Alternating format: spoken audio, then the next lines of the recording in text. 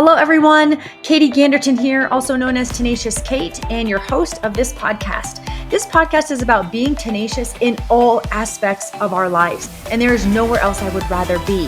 I have left my full-time career as a dental hygienist to become a state. Hello, everybody. Welcome to another episode of Rise with Tenacity. My name is Katie Ganderton, also known as Tenacious Kate. And I'm excited about today's topic. We are talking about the willingness to be the student. And it couldn't be more of a perfect time as we get ready to close out a year and head into the new year. Right now, you hear a lot of people saying, like, what's your word for next year, or resolutions or goals or all of these things, right? Well, with those things, one of the things that comes into mind that I don't think people take into consideration when they're making these things is the willingness to be the student, and I think that this isn't just a New Year's resolution kind of like podcast or episode. I think this is anybody, if you're listening and you're like, gosh, I'm stuck, or I am at a plateau, or I'm feeling all of these things right now, and I'm overwhelmed. Maybe some of this is going to connect with you. So just know that this is not just an end of the year episode. This is definitely one of those that can hit all year round. And in fact, I would definitely recommend, going to it for all year round as a reference. And so, I'm going to go through some different scenarios and like 10 touch points with you, because I think that we can have some silver linings through all of these things. But one of the biggest things that I want to talk on is, as we come to a close of this year, I was actually just asking my kiddos to go grab a book, because my kids love technology just like any other kid. But I was like, yeah, you guys, let's get some books, let's read. And they were like, Mom, like nobody, like what, why? Like, I don't want to go read. And I was kind of just like, well, let me look back myself. And I was like, at their age, I particularly didn't care to go pick up a book either. And not that there's anything wrong with picking up a book, but it wasn't like my go-to kind of thing. It was really more that aspect of, gosh, I would rather be outside. I'd rather be doing other things. It wasn't like something that I was phenomenal at. But as I've aged, that's something that I've grown to really like, is having that ability to sit and read, having that, constant pouring in or learning experience. And so, but I didn't get that till I was, be turned into an entrepreneur. And we all hear constantly is like it's that mountain is a summitless peak of personal growth, right? You never hit the top of that mountain. It's an always, developing thing. So that's where I was like, okay, so I just have grown to really enjoy that. So let's dive into some of the scenarios that we have. And the first one is lifelong learning is overcoming. Right. And so overcoming is keeping up with constant learning. It can honestly be overwhelming. So when we think about this and we think about, oh, now I have to read, now I have to have personal development. A lot of times people think, well, I don't need personal development, I'm good.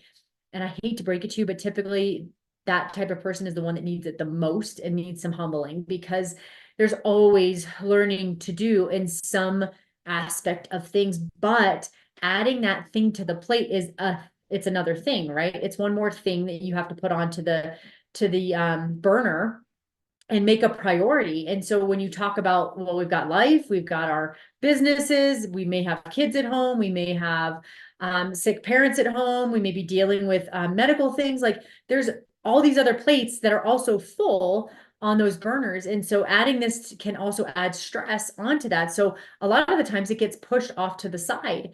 And we've got to figure out a way that you can make it achievable in your daily routine. And that's our biggest goal, is it becomes manageable, but also enjoyable. So I want to share with you what I've been doing. This is a practice that I've picked up probably the last, oh gosh, I mean, I've done it off and on for years, but until recent, I would say probably the last like 6 months or so, I've become consistent with it. And that happens to be Audible. I love a paper book more than anything. I love being able to highlight, and typically I will get both a paper book and the Audible. Because I like to have notes to go back to. I like to reference those things, and it's easier for me in a paper book as opposed to Audible. But I will tell you, I'm able to do a lot of my learning as I'm driving places. So I am up in the morning at 4:50 and I'm off to the gym pretty much by like 5:05. And I will spend that time in, in just my head and talking to God, or I will listen to Audible, or on the way home, I'll listen to Audible and I'll listen to a book. And that's a great way to get that information in, or that story of that person. And that way you have the devoted time set aside, because you're already going to be doing that as it is. So that way I can get that done, which is really fantastic. So that's a way that I do that. And honestly, the silver line, and I enjoy it because it's my peaceful moment, and I'm by myself in my car and I enjoy that piece of it. So overcoming, that's the first one. And the silver lining in that is the continuous effort keeps you intellectually stimulated and professionally competitive, right? Because there's always like what was happening in entrepreneurship, 30 years ago, although there may be similar, that like principles might still be the same, but the practicality of things may have changed, right? So you have to always stay up to snuff on new and upcoming trends and what's going on in the business world and business growth. The second thing we want to get into is growth mindset, having a growth mindset. Okay, this is one of those when we talk about a willingness to be the student, is shifting that mindset. And you heard me talk about it a little bit earlier when I said, some people, and I think this was probably me when I started in the industry. I think when I started in the industry, I've been in and out of network marketing for about 25 years now. And probably about, I don't know, I heard the personal development thing really kick in back in like 2012. It was like, that was a big conversation. Like that was the thing. Before then, it really wasn't like, it never took up conversation. But back then it was like, "Ooh, yeah, you've got to have this growth mindset." And I remember to myself, I was like, "I'm good. Like, I feel like I've got this." And boy, I did not have that. And that was something like I had to shift to a growth mindset of things. And so the challenge of, maintaining a growth mindset is in the face of setbacks, right? It's met by reframing failures as learning opportunities, and focusing on progress rather than the perfection piece of things. And so a lot of times when we hit those walls, or we hit those challenges or those obstacles, they're either going to stop us or you're going to grow through it. And you have to be willing to grow through what you go through. Otherwise, I feel like you are going to continue to get smacked in the face with that lesson over and over and over again until you learn from it. And that's a big piece with growing, and being willing to listen to it as a growing opportunity and shifting it into a learning aspect of, what can I learn from this setback? What can I learn from this failure? Or, and I don't ever consider a failure a bad thing. It's you're failing forward, and which means you're growing, right? And so the silver lining in that is you get to cultivate resilience and adaptability, which is crucial for long-term success. I don't know, any successful person that has just made it without any obstacle, right? And myself, as I've gone from working as a dental hygienist and, taking myself out of that to becoming a seven-figure earner in the network marketing industry, but then to turn around and completely shift gears and start back over with another company is a humbling experience, but it's also been a huge learning experience and a great opportunity for growth, because I'm coming to this other company with a lot of experience, a lot of wisdom, a lot of growth. But I also know that I'm coming with this growth mindset that I expect to not know everything. I expect to fail. I expect to stumble over things, but it is also an exciting thing, because when you feel like you've got it all figured out and everything's perfect, you become complacent and you become stagnant in where you are, which means you're not moving forward. You're just treading water at that point. So putting yourself in positions to constantly be able to grow and to constantly being able to move forward is a good thing. And so for me, putting myself in this new position has been fantastic. It's created a energy, excitement, all of those things to be able to move forward. Okay. Number 3, learning from failures. Ooh, goodness gracious. The willingness to the willingness to be the student, and in this can be tough, right? Learning from failure. So to learn from failure, you have to practice self-compassion. and objectively analyze what went wrong without personalizing the failure, right? And taking it personally. That's a huge, I think, oh gosh, step in leadership is what I'll say. Because when we learn from failure, it's really, really important for us to be able to not necessarily take things personally because they're not necessarily meant to be personal. So, and it also could be depending on what that failure looks like. So when we say, I'll use an example in our industry of network marketing, or you can use this in any business, or if you happen to be a student and you're taking a course, say, for example, you don't get into something, say you don't necessarily, you don't get accepted, or your resume you get passed up on your resume, or somebody tells you no for an event and you take it personally, or no for your product, right? People could easily take this as like, oh my gosh, like I failed. I'm awful. I'm a bad person. And a lot of times you see people attach their value to that decision. And I can't tell you how further from the truth that is, that your value does not sit within a decision, and your value doesn't sit within somebody else's opinion of you. You are a valuable person. You have a lot to offer. It was just simply that offer that is not what they wanted at that time. It has nothing to do to tie to you personally. And so not taking the personal piece out of it, it can be really hard. But when you can have grace upon yourself and know, hey, this is not them taking, it's not me personally, it's what I'm having to offer.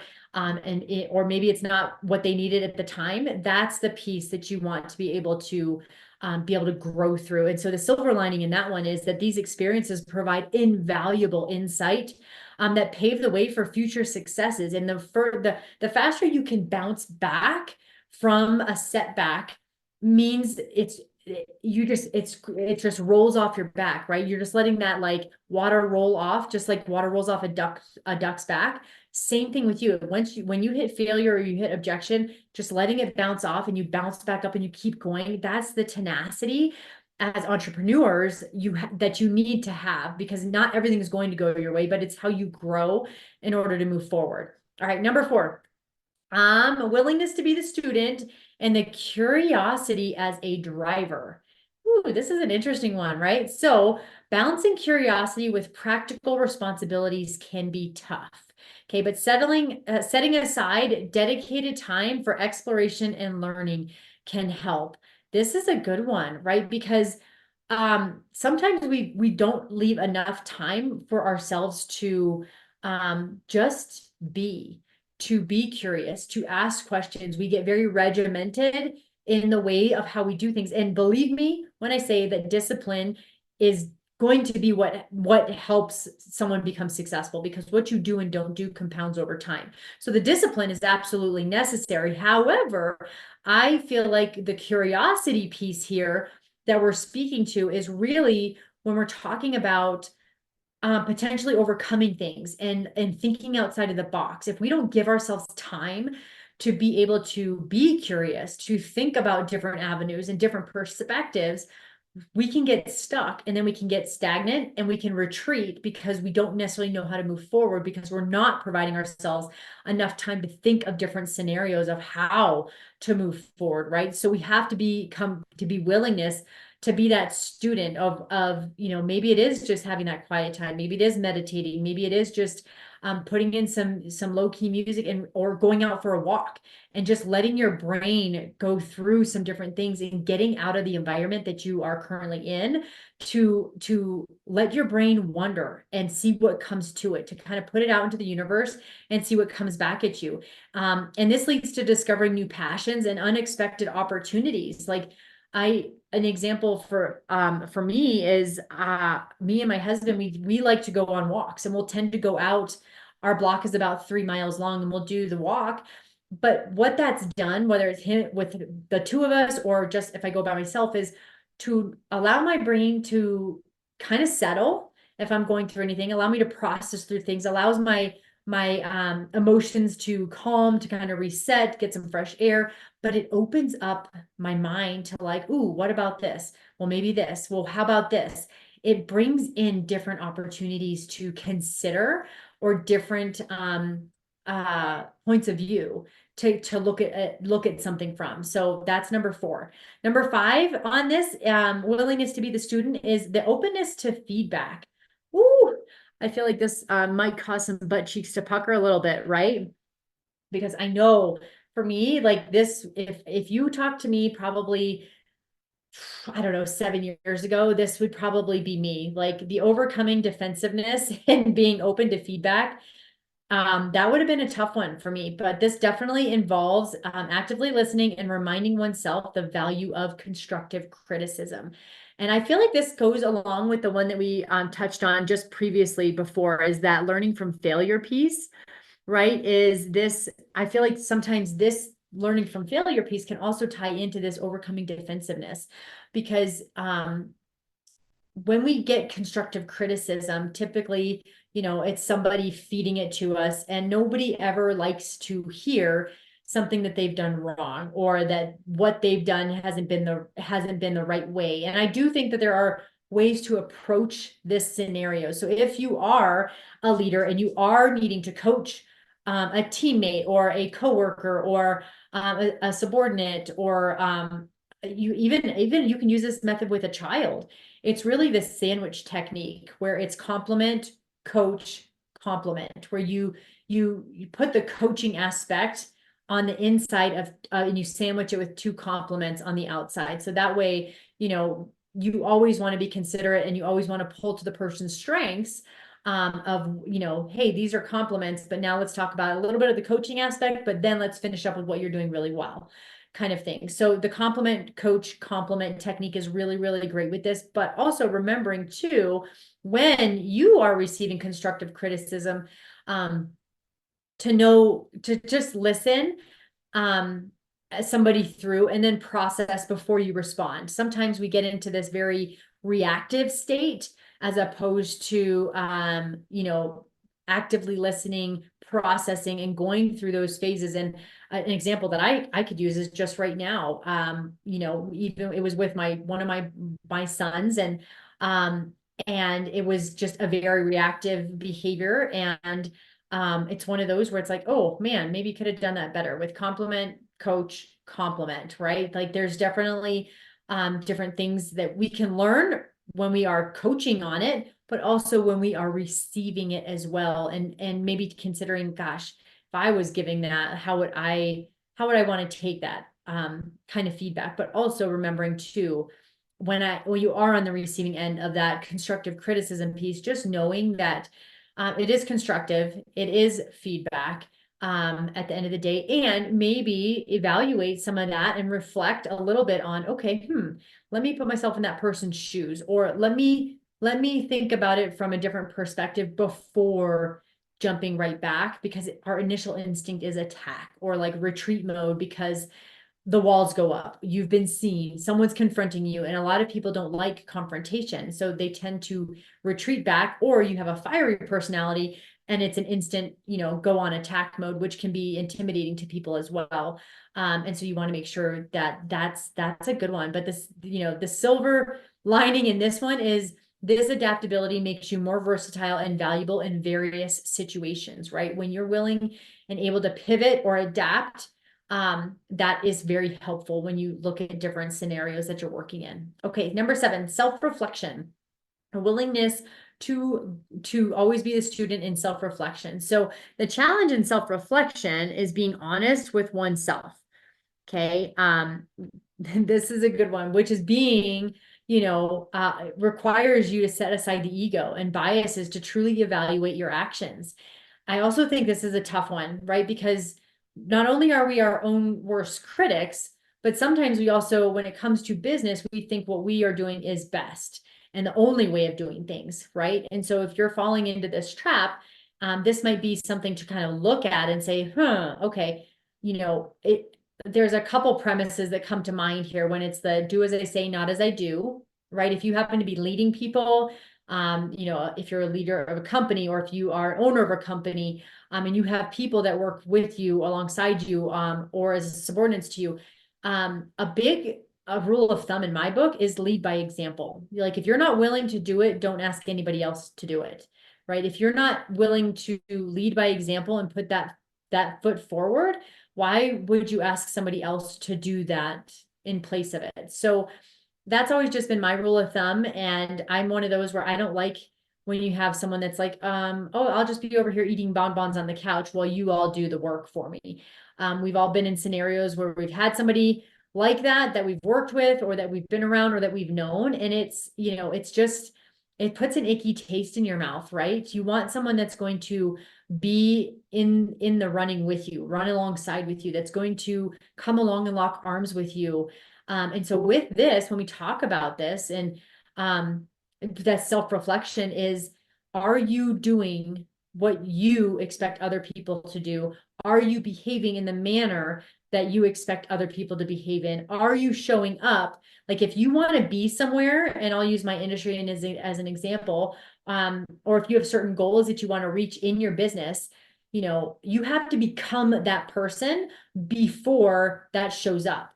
Right? If you want to become a multi-million-dollar earner, how does that person show up? What do her days look like? How is her time scheduled?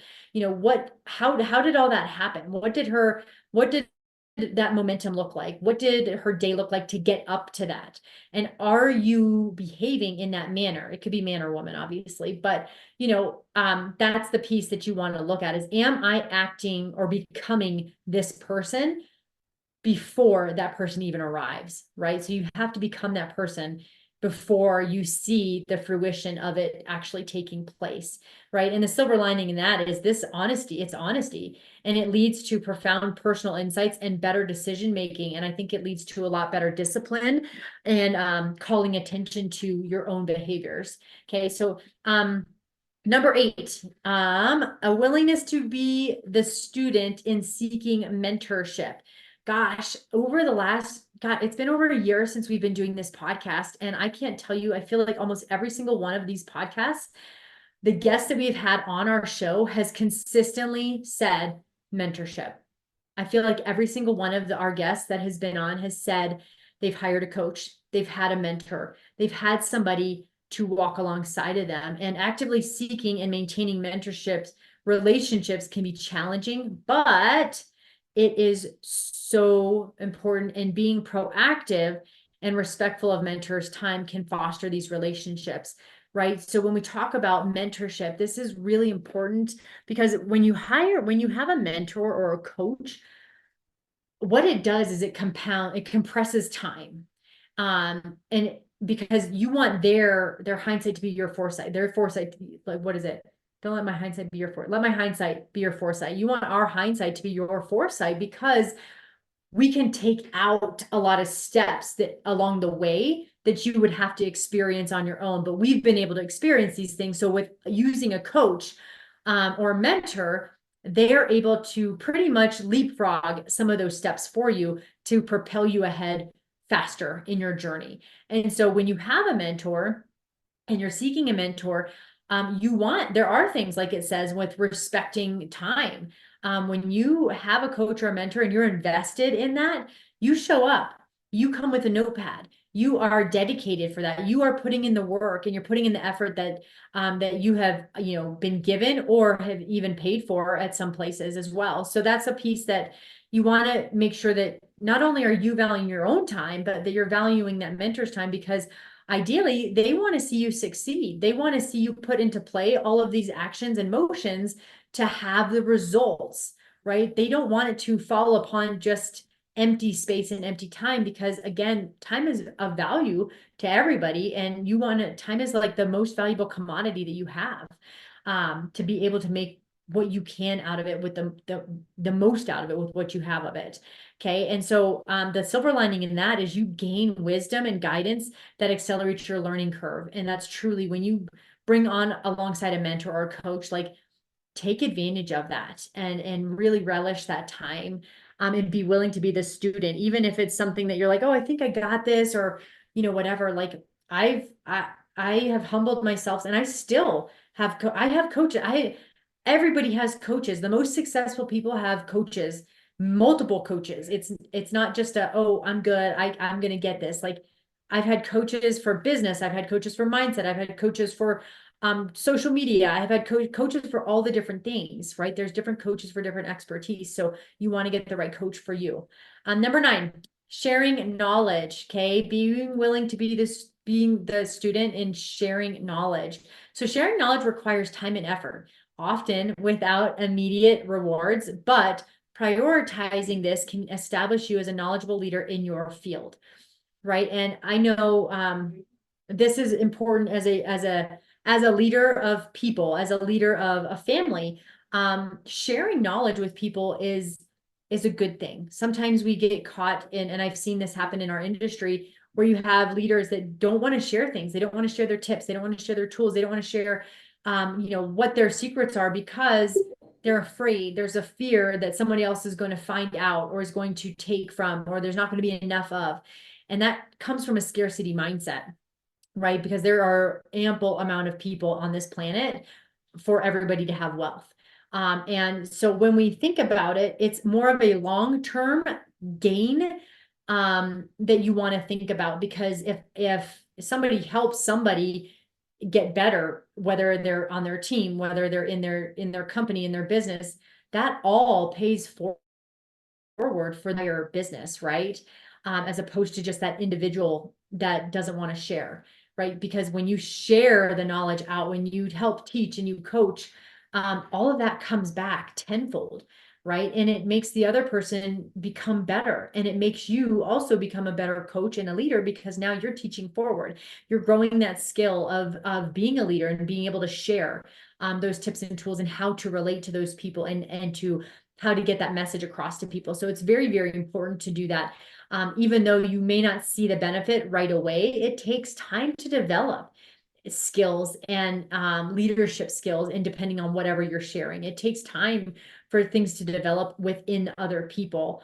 And for that behavior to come back around. They typically say, like, it's a 90-day cycle kind of thing, or that's how it is within the network marketing industry, is we work on a 90-day cycle, because what you do today typically doesn't show up until 90 days, right? By the time it develops, by the time it takes shape, by the time things get moving, it takes that period of time to happen. And the silver lining in that is, teaching reinforces your own skill set, like I had mentioned, and it fosters a collaborative environment. You want people that you are working with almost to be better than you. And I know that sounds kind of bizarre, but you truly are better when you have people that are willing to learn, and are willing to even teach you. And not only that, it lets you be seen as somebody who wants to be a student, who's willing to learn from their own people, because we don't all have the answers, and some people are better at other things than other people.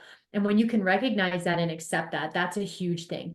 Okay, and then finally, you guys, number 10 on the willingness to be the student is continuous improvement.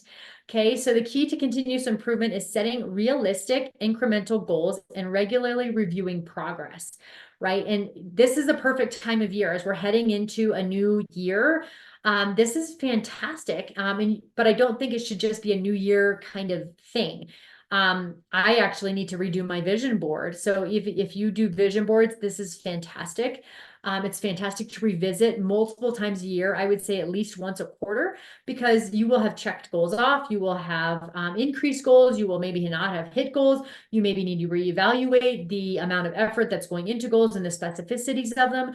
Okay, but if you make a goal or a vision board and you don't revisit it for a couple years, right? Like, you need to keep things top of mind, and you need to keep them fresh. And you always want to be checking in on, where am I at? Okay, what do I need to do to hit this? This was on my board. This was on this board. This was on this. These are my priorities, right? You want to make sure that you're keeping those things in front of you and you're reviewing the progress, kind of, in a traditional business sense, like you go towards the month, or you go towards the year. And so you have year goals, or you have month goals. And you typically throughout that year, you're going to say, okay, where are we at towards our goal? So if we're not on track for our goal, and maybe we're behind our goal, so what do we need to improve to get to our goal? You don't necessarily change the goal, you change the behavior, right? So what needs to increase in order to keep this behavior? Or if you have achieved the goal, or you are projected to excel the goal, then you can increase the goal. But that's the piece where you really want to make sure that you focus on is being able to not shift, not decrease the goal and but actually change the activity or look at the behaviors that need to change in order to reach the goal. And the silver lining in this one is that it leads to sustained progression and a deep sense of accomplishment in your personal and professional life. Because when you have those goals in front of you and you can constantly see working towards them or taking steps towards them, you can see the progress, whether it's individually on a growth mindset set of things and you changing your mentality around them, but also working towards, whether it's financial goals, whether it is a business goal, it could be a donation goal, it could be whatever kind of goals that you have, but revisiting them is keeping it at the forefront, and it keeps you on track with the discipline that you need in order to achieve those goals. So, each scenario here is overcoming the inherent challenge. It requires a blend of a lot of things, of mindset shift, strategic action, persistence, right? But the silver lining in every single one of these situations is a substantial personal growth and the positive impact that these traits have on your professional life. And so as we head into this new year, I hope that these 10 tips have been helpful for you. I hope that you can reflect on them. I hope you save this podcast. You can, tag somebody in it. You can send it to somebody. You can use this as coaching and for a team. But I hope that you revisit this podcast, because this is not just a new year thing. This could be something done monthly. This could be something revisited quarterly to help you if you are stuck, if you're plateaued, or if you're starting fresh in a new business, or if it's the new year, whatever that deems, necessary. But the willingness to be the student is a humbling experience, but there are many, many lessons in it, and they truly have the long term in the end, at the end of the rainbow kind of goal. Like, it truly helps you throughout everything that you're going to be doing. So with that, you guys, make sure that you have set your goals. If you haven't, get that done. And then stay tuned as we get ready for a new year full of fun episodes, amazing guests. We're going to be kind of turning up some different questions and interviews, and I'm excited to bring this next year ahead with you guys. Thank you for joining me. This is our last podcast of the year, and I am just humbled to have been recording for a year already. It's been a joy of mine. This podcast is really about empowering those to be tenacious in what you do, that we are normal people on this podcast that have achieved great success. But we've done what it takes to get there, and we've risen with tenacity.